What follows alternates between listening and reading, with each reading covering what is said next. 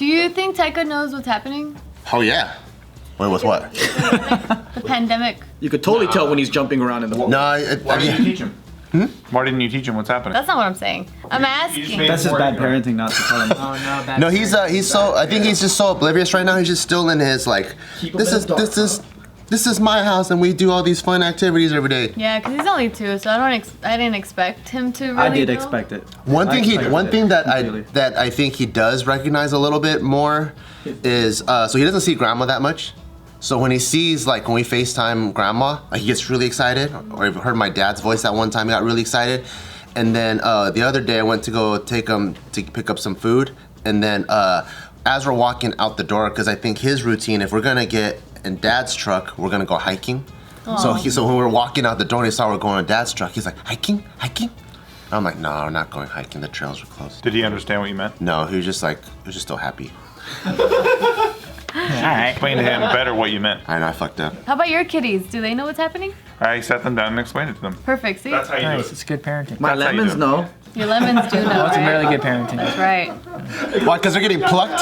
No, but that quilting machine knows, right? Oh yeah, so much use. But also I sat down my welding machine and then whispered it into the vent. You should show Bart how to do that. I should. Yeah. I'll sit down the welding machine and you can sit down Taika right next to each it. other? Yeah. Yeah. I'll explain to both of them at the same time if you want to. Thank you. Oh, unless Bart, you want Taika to suddenly enter the real world and it's like a car's been moving at 60 miles an hour and then it goes to 0. But So there's this article on Psychology Today that explores how, should parents pretend everything's perfectly fine in the world right now, Lie. Lie. Keep the kid fucking in the shadows as much as possible. Well, you know what they say is kids can tell when parents are trying to suppress their stress. Because they're sorry actors. They're hiding their emotions. Yeah, ask Daniel Day-Lewis's kid. Daniel Day-Lewis's kid is like, I don't know, for a while we lived in the 1800s because my dad was preparing for Lincoln. For the longest time, I thought we were, I had to call him Abe and that was the whole thing. And then he started What if he makes his whole family act that era too? So Right. he's like a real method actor. His 6-year-old knows how to use a loom. His wife irons clothes with a real fucking iron that you warm up and shit. over the fire. Yeah. He's like, Abigail, why'd you shave your pussy? I don't think he would call it pussy. Oh, true. Your loins. Sorry. Yeah. Why thy must shave thy loins? Oh, that's good. That was really good. Your New England clam. Your Boston oyster. Wow. But yeah, so they're just saying that the new research suggests that overtly suppressing parental emotions in an attempt to protect children from emotional distress may actually just backfire. Should have been a better liar. Well, or you could just Cause mom's probably got mascara fucking going down. She's crying and shit. She's like, nothing's wrong, honey. Whereas You go out play. Meryl Streep wouldn't be doing that shit. Nope. So this study's goal was to examine if parents' stress responses are transmitted to their 7 to 11-year-old children on a psychological level. We could feel it. Like, with their emotional suppression, it actually affects the children, the behavioral dynamics between parent and child. And so they're just saying, you just gotta figure out a way to Communicate that shit. be there for your child, validate your child's emotions. So for example, with Isaac right now, he's really bummed out that he didn't get to say goodbye to his 6th grade friends because he's changing schools next year. And then he's just really down about that. And so, we've been trying to validate him by saying yeah, of course, man, that fucking sucks. That's crazy. You don't get to see your friends. These are some crazy times. And then we try to help them a bit by being well, it's the positive, on the positive side, you get to play video games all day and you get to FaceTime your friends whenever you can. So that's kind of good. But it's being there for them and letting them express their emotions. And then if we're stressed out, I don't think I've really hid it from him how I'm especially that one time when I kind of got a mini panic attack because we didn't have any food in the house when this all first started. I didn't really like hide that from him. I was just like, yeah, man, I'm so glad we're getting groceries now because I was really panicking. Like, it's really scary to not have. I need lettuce, motherfucker. No, I kind of feel that because when I got back home from Europe, right, I didn't have any food in the house. Yeah. Because I was like, fuck, because what's the point? Groceries are going to go bad. And I'm like, but do I go out now? Because I'm supposed to quarantine. Yeah. So shit, I had to go get some food. But it was, I never had that ever. Yeah. It's like, food, should I get it or not? Yeah. It's crazy. Because my mom could not keep it together day by day just because of all the stress and shit. But then, like, if something like 9/11 happened, she's like, Steven, everything's gonna be completely fine. All of her strength for like these crazy moments, but then day to day, I'm like, She's Mom, it's all over okay. the place. I get it. You're a mess. It's fine. I love you. It's fine. But if, like, she broke a plate, then it was over. Yeah, right. Exactly. Exactly. You should have done what all of our parents did, and as soon as Isaac starts crying about something, you start competing with him on his sorrows. You just say, Good. you think missing your fucking graduation is tough. What about when we don't have our jobs, motherfucker? Oh, you're gonna miss your 6th grade friends. That's not really validating anymore, guys. You're going backwards. That's what he's saying. That's what he's saying. He's saying that's you better. compete. Why is that better? Oh, you're gonna miss your 6th grade friends? I lost friends in the Vietnam War. Yeah, my That's dad- good. My dad's like, you stubbed your toe, I got shot in the face. Yep. Did your parents make you feel better when they did that with you? Nope, but look at how successful I am. Are you? No, I'm just kidding.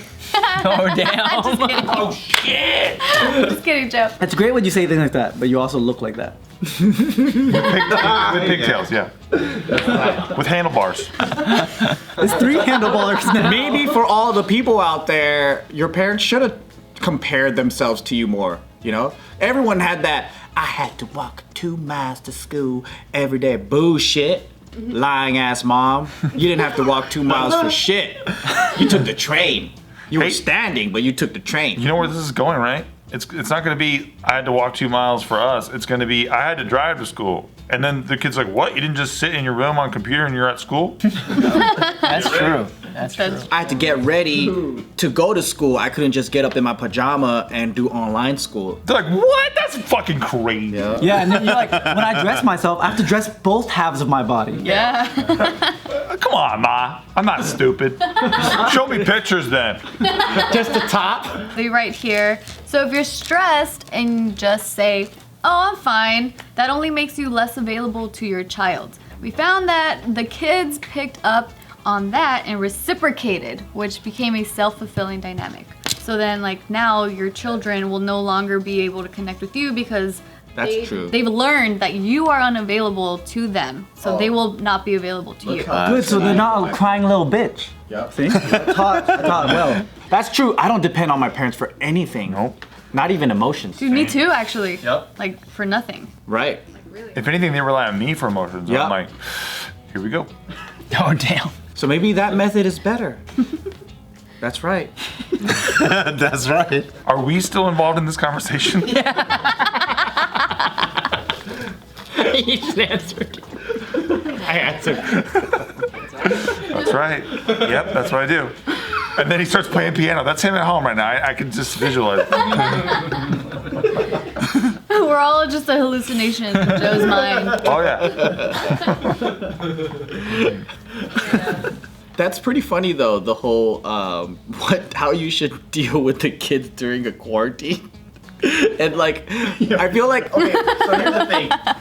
I feel like people now care so fucking much about not hurting their kids' feelings, where I'm just comparing it to our parents' generations who didn't give a fuck. They're just like so busy, they don't have time for that bullshit. But our generation is just like, oh man, like, how do we break it to them? We do the opposite of maybe over-coddling, maybe? Or I don't know. Dude, their generation saw JFK die on TV. That's true. And and they had the Zapruder tape. They saw that shit over and over and over again. So it's like, I don't even know how that works. I mean, we all saw 9/11 on TV. Yeah. And we saw the towers fall and all that shit. So. I mean, they see active shooter shit on TV. Right, and so sometimes this shit just happens live and you're just there for it for the maximum conflict and you're seeing it. And that's okay. That's life. It can help you. I mean, I like what this article's saying, right? It's always like, your feelings are valid and you guys should talk about it. Because even when that shit happened, it's like, it was bad, but we're not going to talk about the bad part of it. We're only going to focus on the good part, you know, patriotism, but we're not going to talk about any of the bad stuff. That's like watching the lovemaking scenes in a movie where like my parents were we just all kind of stared like at the ceiling and at the wall. Everyone just looks up at the same time. Oh really? Because my mom would actually like cover my eyes, and it just made me like want to look more. No, ours was just we just all looked away.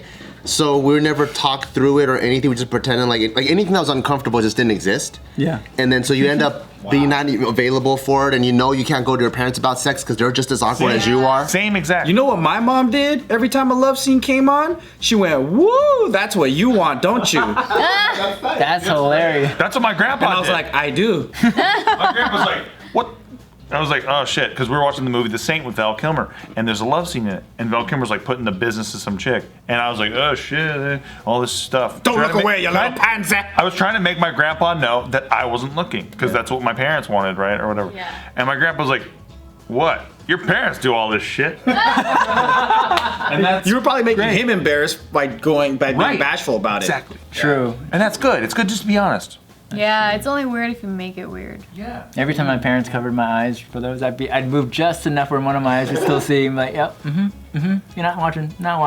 It's not bad. It's not bad. Right through your cracks of your finger.